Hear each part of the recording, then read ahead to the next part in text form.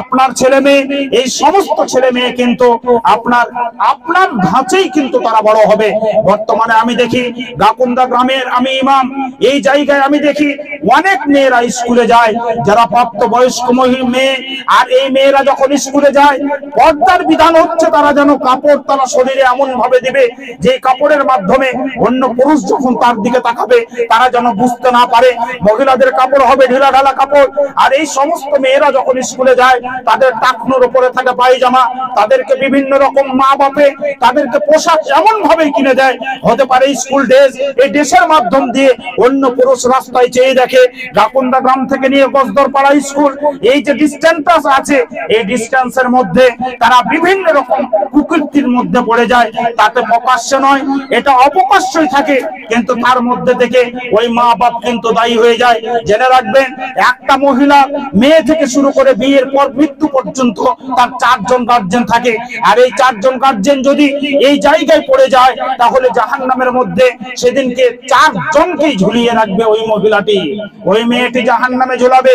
সর্বপ্রথম গার্জেন হবে তার বাপ। এই বাপকে জানতে হবে যে আমার মেয়ে কোথায় যাচ্ছে, আমার মেয়ে আমার কাছে যেটা আবদার করছে সেটাই তো আমি দিচ্ছি, তাদেরকে কোথাও আমি কোন রকম কমজোরি করছি না, তাহলে আমার মেয়ের পর্দাটা কোথায় আছে? আপনি বাপ হিসাবে যতটুকু ইনকাম উপার্জন করেন, বাইরে প্রয়োজন আছে আপনার যাওয়ার, কিন্তু তার সঙ্গে সঙ্গে যে মেয়েরা মহিলারা যারা বাড়িতে আছে এরাই হচ্ছে সবচেয়ে কমজোরি।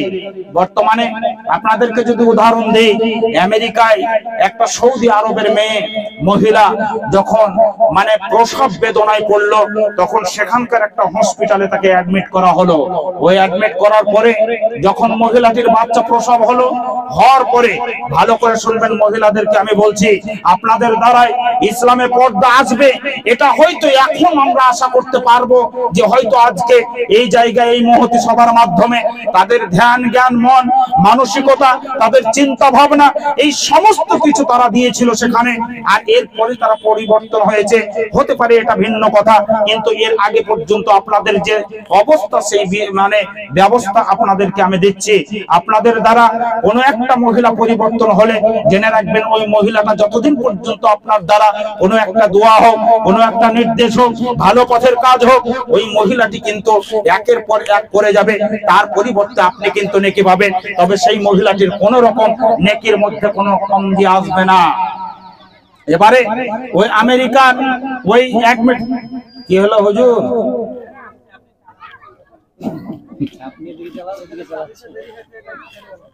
তো আমেরিকার ওই মহিলাটি যখন অ্যাডমিট হলো হসপিটালে, তখন যখন বাচ্চা প্রসব হলো তখন তার দায়িত্বে ছিলেন একজন ডাক্তার, সেটা হচ্ছে মহিলা। এরপরে যখন ওই মহিলা ডাক্তারটির যখন ডিউটির সময়টা শেষ হলো তখন কিন্তু সে চলে যেতে চাইছে, কিন্তু এই সৌদি আরবের মহিলাটি তাকে বলছে, দেখুন আমাদের ইসলামে পর্দার বিধান আছে, আপনি চলে যাবেন, এর পরবর্তীতে কোনো পুরুষ ডাক্তার আসবে এবং আমাকে সে দেখবে, আমার যেহেতু প্রসব এখানে বাচ্চা হয়েছে যার ফলে সেই জায়গায় আমি পর্দার ব্যাঘাত করতে দিব না। আপনি এক কাজ করুন, কোন রকম ভাবে কোন একটা যদি মহিলা পান তাহলে আমার কাছে সেই ম্যাডামকে আপনি আবার রেখে দেন। এই কথা বলার পরে ওই মহিলাটি করলো কি, ওই অন্য একটি ডাক্তার দিল, যে ডাক্তারটা অবশ্যই কিন্তু মহিলা নয়, সেটা পুরুষ ডাক্তার। সে যখন এলো, আসার পরে এই মহিলাটিকে কয়েকটি কথা বলেছিল। যেমন প্রথম কথা হচ্ছে যে বলেছিল যে আপনার যে বাচ্চাটি আছে এই বাচ্চাটি সর্বপ্রথম আপনি ডান কাতে তাকে শুয়ে রাখবেন। ওই মহিলাটি তো সুন্দরভাবে উত্তর দিচ্ছে, কাতর বেদনাদায়ক শরীর, তারপরেও সে উত্তর দিচ্ছে। ডাক্তার বাবু জেনে রাখুন, আমাদের বিশ্বনবী জনাব মুহাম্মদ রাসূলুল্লাহ সাল্লাল্লাহু তাআলা আলাইহি ওয়াসাল্লাম 1450 বছর আগে বলেছে যদি ডান কাতে ঘুমিয়ে যায় তাহলে তার হার্টবিট খুব ভালো থাকে। ডাক্তার বাবু এটা তো আপনি পুরনো কথা বললেন। ডাক্তার বাবু চিন্তা ভাবনা করলো, আমরা যত রকম ডাক্তারি পড়ার ক্ষেত্রে যতগুলাই বই আমরা স্টাডি করেছি, এই স্টাডির মধ্যে দিয়ে আমরা এটা শিখে তাদেরকে বলছি, কিন্তু 1450 বছর আগে আমার মানে কি এমন নবীজি বলেছে করেছে সেই জিনিসটাই কিন্তু আমার সামনে তুলে ধরলো। এইভাবে ডাক্তার বাবু আমেরিকার যে ইসলামিক লাইব্রেরি আছে, এই লাইব্রেরিতে গিয়ে বিশ্বনবীর জীবনী সম্পর্কে পড়তে লাগলেন। লাগার পরে পরে সে কোরআন সম্পর্কে জানতে পারলেন। এমত অবস্থায় শেষ পর্যায়ে এতটুকু তার সামনে পৌঁছে গেল, সে শেষ পর্যন্ত ডাক্তারটি কালেমায়ে শাহাদাত শাহাদু আল্লা ইলাহা ইল্লাল্লাহু ওয়া আশহাদু আন্না মুহাম্মাদান আবদুহু ওয়া রাসূলুহু পড়ে সে মুসলমানে মানে দাখিল হয়ে গেল, প্রবেশ করে নিল। হে বর্তমানের মুসলমান মা বোনেরা, আপনাদের দ্বারা কটা মহিলা পরিবর্তন হচ্ছে? আপনাদের দ্বারা একটাও মহিলা পরিবর্তন হওয়া সেই ক্ষমতা আপনারা রাখেননি, সেই স্টাডি আপনারা করেননি। আজকে আপনারা যাদেরকে মাসে 300-400 করে দিয়ে প্রাইভেট পড়াচ্ছে, ওই মেয়েটা বড় হয়ে গেলে যে সমস্ত জিনিসগুলো শিখবে তার মধ্যে থেকে উন্নত মানের কয়েকটি কথা আপনাদেরকে আমি আজকে বলে যাচ্ছি। প্রথম কথা জেনে রাখবেন, আপনি মা হিসাবে তার সামনে যে পেশ হন, তো আপনার চরিত্র কতটুকু ভালো এটা আপনাদেরকে জানতে হবে। প্রথম। দ্বিতীয় কথা হচ্ছে, আপনার বাড়িতে ওই বন্ধনের লোনের যে মাস্টার আছে, বন্ধন লোনের যে ব্যক্তি আছে, ওই ব্যক্তির সামনে আপনার কাপড়ের ট্যারটা কোথায় থাকে। তৃতীয় নাম্বার হচ্ছে, আপনি যখন বাড়ির বাইরে দোকানে যান, আপনার বাড়িতে স্বামী মরে গেছে, এই ব্যক্তি স্বামী বেঁচে থাকা অবস্থায় স্বামীকে মরে যাওয়ার দরজায় পৌঁছে যাচ্ছেন, এই সমস্ত মায়েদেরকে আমি বলি যে সে সময় আপনার পর্দা কোথায় থাকে। ভাইরা আমার, জেনে রাখবেন, বর্তমান পরিস্থিতিতে পবিত্র কোরআনের সূরা নাম্বার 24 আয়াত নাম্বার 30, সূরা নূরের মধ্যে সূরা নাম্বার মানে আপনার সূরার আয়াত, সূরা নাম হচ্ছে আহজাব, আয়াত নাম্বার 24।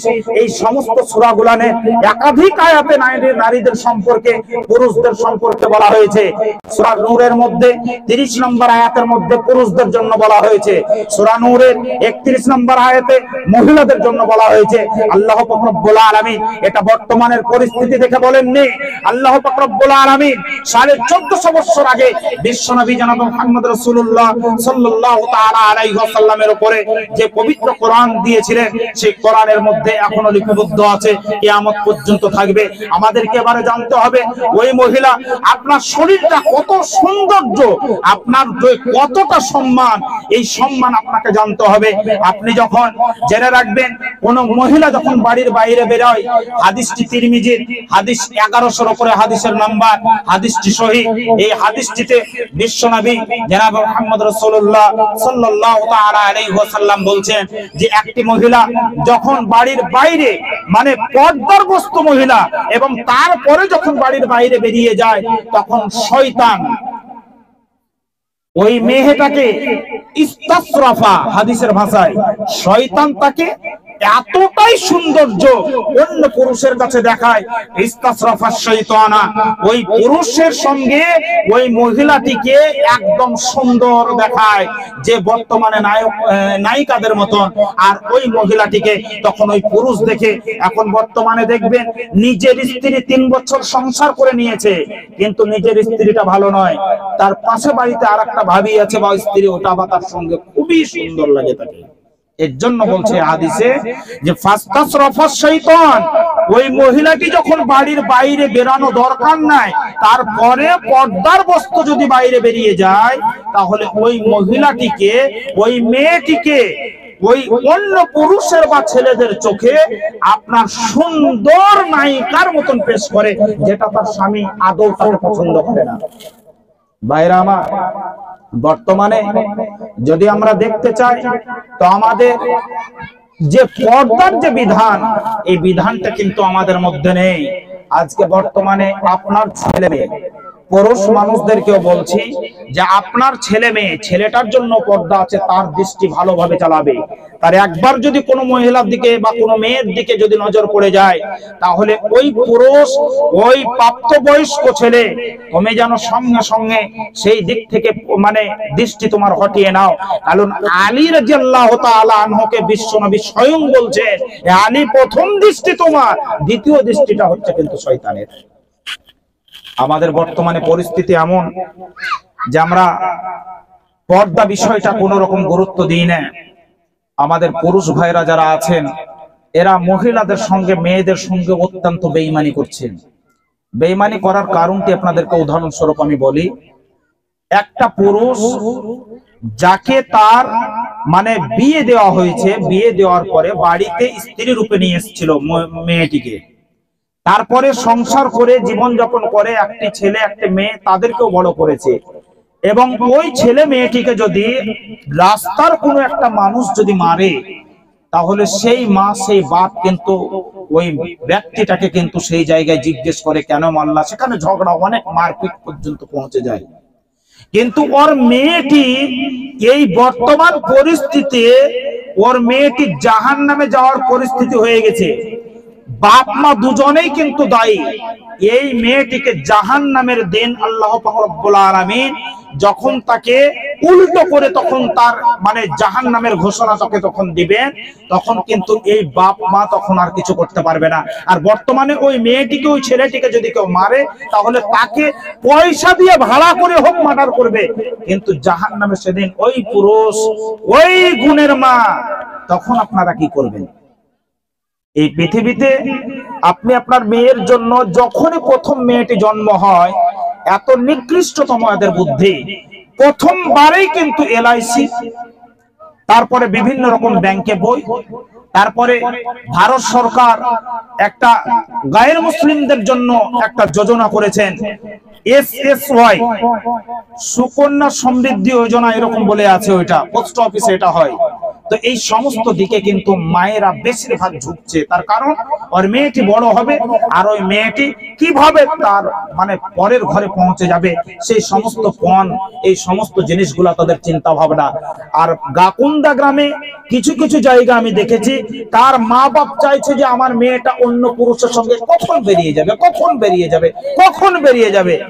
এটা কিন্তু গাকুন্দার অনেক মা বোনেদের মধ্যে চিন্তা ভাবনা। কারণ আমি এই গাকুন্দারই কথা বলছি, গাকুন্দার মানুষ এখানে আছে, দরকার হলে কালকে যদি বলে মৌলভী সাহেব চলে যান, আমি রেডি, আমার গাড়ি রেডি, সব রেডি। আপনাদের মতন মসজিদ হাজার খান মেলা জায়গাতে আছে, ও কোনো ব্যাপার নাই। গাকুন্দাতে আমি দেখেছি কোন মহিলা যার বিয়ে হয়েছে এবং সে মিথ্যা কথা বলছে, যার স্বামী আছে, এই মেয়ে যার গার্জেন আছে, এই মেয়েটি তার পেটের যে মানে সন্তান মেয়েটি, এই মেয়েটি প্রাপ্তবয়স্ক মেয়ে, একে সুন্দরভাবে শাড়ি পরিয়ে সুন্দর করে সাজিয়ে গুজিয়ে বেপরদা ভাবে ওর বাড়ি থেকে গজদর পাড়া যতদূর গিয়েছে, এই মেয়েটিকে যতজন পুরুষ দেখি শুধু একবার বলে ইস মাল দেখ, যদি একবার বলেছে বলে ওই গার্জেন মানে স্বামী স্ত্রী যার মেয়েটি যাচ্ছিল, ওই গার্জেন তোমরা মুসিবতে পড়েছো, ওই গার্জেন তোমাদের রিহাই নাই। তারপরে এই অপ্রাপ্ত মানে প্রাপ্তবয়স্ক মেয়েটি যখন স্কুল থেকে আসে, তখন মা বাপদের সৌন্দর্য কঠিন আকাশের স্তম্ভ গগনচুম্বী একদম চলে যায় তাদের মানে সৌন্দর্য এবং তাদের যে সম্মান। ভাইরা আমার, বর্তমানে যদি আপনার মেয়েটাকে নিয়ে এতই চিন্তা, আরবের যুগে যখন জাহেলি যুগ ছিল, ওই জাহেলি যুগে আরবের শিশু মানে কন্যা হলে তাদেরকে জিন্দা দাফন করে দিত। বর্তমানে গাকুন্দার মানুষ, এদের পয়সা কড়ির কোনো কমি নাই, এরা সব দিক দিয়ে ভালো, এদের একটাই জিনিস অকেজ, সেটা হচ্ছে তারা নামাজ পড়ে না। আর এই নামাজ না পড়ার ক্ষেত্রে তারা এই পর্দার যে বিধান, এই বিধানটি তারা জানে না। গাকুন্দার মানুষ রাস্তায় রাস্তায় বেড়ায়, এই মানুষ দেখবেন টাকা পয়সা অনেক ব্যাংকে রেখেছে, এরা অনেক জমা করেছে, কিন্তু নিকৃষ্টতম ওই মহিলাদেরকে আমি দেখি এই মাঠ থেকে খেলা থেকে শুরু করে, আমি যখন গাকুন্দা গ্রামে যাই, গজদর পাড়ার এই সমস্ত জায়গাগুলো আমার যখন চোখে পড়ে, তখন মনে হচ্ছে এদের চাইতে ভিখারি আর কেউ নেই। এই ভিখারি যদি তাকে আমার গাকুন্দা সমাজে পাঠিয়ে দিবেন, এদেরকে আমি শাড়ি কিনে তাদেরকে পর্দার ব্যবস্থা করে দেবো ইনশাআল্লাহ। যদি এরকম পুরুষ থাকেন, যদি আপনারা নিজের স্ত্রীকে এখনো কন্ট্রোলে করতে পারেননি, তাহলে আপনি কাপুরুষ, আপনি পুরুষ নামে কোন রকম ভাবে কোথাও পরিচয় দিবেন না। আপনাদেরকে কোরআন হাদিসের কথা কি বলবো, এই কথাগুলোই আমাদের, আমার কথা আমার সামনে ভেট করে দেখেন, মৌলভী সাহেব এই কথা আপনি বললেন মিথ্যা, আপনাকে বাস্তব প্রমাণ আমি গাকুন্দার দিয়ে দিব। গাকুন্দাতে এই গজদর পাড়া যে সমস্ত যুবক গুলো আছে, এই যুবকের মাধ্যম দিয়ে আজকে এই যে একটা মহতি সভা গাকুন্দা গ্রামে এরকম নেই, তার কারণ হচ্ছে গাকুন্দার অন্তরে সেরকম কোন রকম একটা কড়া ঘন্টা যে বাজবে এটা তাদের মধ্যে নেই। এদেরকে দীর্ঘদিন বলা হয়েছে, এদেরকে দীর্ঘদিন বলা হয়েছে যে বর্তমান কলিযুগে আপনাদের ছেলে একটু বড় হয়ে গেলে এরা কিন্তু আপনাদেরকে মারবে, জুতো দিয়ে মারবে, কাঠ দিয়ে মারবে, হেঁসা দিয়ে মারবে, সমস্ত দিক দিয়ে আপনাদেরকে প্রহার করবে। কারণ একটাই, তাদেরকে আপনি সঠিক শিক্ষা দিতে পারেননি। আর এই সঠিক শিক্ষা না দেওয়ার কারণে আপনার ছেলে মেয়ে কিন্তু একদম আপনার আয়ত্তের বাইরে চলে গেছে, যার ফলে কিন্তু আপনি আর আয়ত্তে আনতে পারছেন না। লাগাম যে তাদেরকে দিবেন, এই লাগাম কিন্তু পাচ্ছেন না। আমি বহুদিন আগে একটা উদাহরণ দিয়েছিলাম, সেই উদাহরণটা হচ্ছে পরিচিত উদাহরণ, যে একটা মোটর সাইকেলেরই বলুন, যদি একটা মোটর সাইকেলের পেছনের বা আগেকার টায়ারের যে দৃশ্যটা আমরা দেখি, যে মোটর সাইকেলটা নিয়ে দীর্ঘক্ষণ আমরা ঘোরাফেরা করি, ঘন্টার ঘন্টা, এই মোটর সাইকেলটার যদি কোনো সময় বলে টিউব তুমি বাইরে এসো, টায়ার আমি ভিতরে যাচ্ছি, হবে? হবে? কোন সময় হবে? মহিলারা চেঁচামেচি করছেন নাকি ওদিকে? আজান হচ্ছে নাকি? আচ্ছা মহিলারা আপনারা শুনেন গো, আপনাদের জন্য এসেছি এখানে, পুরুষ ভাইরা আছে এখানে, আপনারা শুনবেন, পরিবর্তন হবেন, এটাই তাদের উদ্দেশ্য। যারা এরকম করেছে তাদেরকে সাধুবাদ জানাচ্ছি আমি ইনশাআল্লাহ এই উদ্যোগে। আশা করি গাকুন্দার সমস্ত যুবক ভাইদেরকে আমরা বলছি যে জেনে রাখবেন আপনাদের সকলে একটা যে পথ, এই যে সভাটা করে যদি দুটো মানুষ পরিবর্তন হয়ে যায়, ইনশাআল্লাহ এই গজদর পাড়ার যে যুবকরা আছে তাদের এই সভার সার্থকপূর্ণ হয়ে যাবে ইনশাআল্লাহ। অনেক বড় বড় জলসা আমি দেখলাম, যে জলসাতে শুধু খালি মানি জলসা, টাকা পয়সার জলসা, আদৌ কিছু হয় না, ব্যবসায়ী পরিণত। তাতে আমার গ্রামের জলসা বলুন, বিভিন্ন গ্রামের মাদ্রাসার জলসা বলুন, সব জলসায় একই কেস, শুধু টাকা দাও, শুধু টাকা দাও। কিন্তু মাদ্রাসা থেকে হোক একটা যদি এরকম চিন্তা ভাবনা করে, যদি আমরা একাছে থাকবো, আপনারা গ্রামবাসী করুন, আমরা মাদ্রাসার মাওলানা সেখানে 10 মিনিটের জন্য পাঠাবো, এই চিন্তা ভাবনা যদি করে, তাহলে জেনে রাখবেন প্রত্যেকটা গ্রাম পরিবর্তন হয়ে যাবে। আর এই গ্রামের মধ্যে কোন রকম জেলা, কোন রকম অনাচার অবিচার এগুলো চলবে না। গাকুন্দা গ্রামকে নিয়ে আরো আমি কিছু কথা বলতে চাইছি। সেই কথাটা হচ্ছে, যে সমস্ত পুরুষ ভাইরা বাইরে কাজ করে, এই সমস্ত পুরুষকে আমি বলছি, আপনারা এমন একটা কর্মের মধ্যে জুড়ে গিয়েছেন যেটা হয়তো বিদেশ, যেটা ইন্ডিয়ার বাইরে, ইন্টারন্যাশনাল যেটাকে বলছে, যদি এর মধ্যে থাকে তাহলে আপনার বাপকে দিয়ে, সে আপনার স্ত্রী, আপনার মাকে দিয়ে, আপনার মেয়ের মতন আপনার স্ত্রীকে যেন সংযত রাখে, কোরআনের ভাষা সংযত যেন রাখে, আর তাদের দৃষ্টি নত হয়ে থাকে।